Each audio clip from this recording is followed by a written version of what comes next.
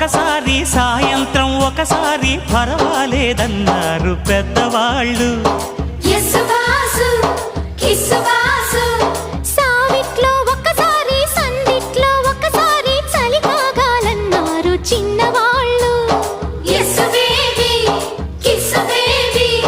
కొక్కరో బంగారు కోడి ముద్దడితే ముదిరింది వేడి. పిల్లగో చూశాని నాడి అదిరింది కన్నెబాడి. గుట్టుగా దోపిడి చెయ్యనా గుమ్మడి తాళలేను తీపి రాపిడి.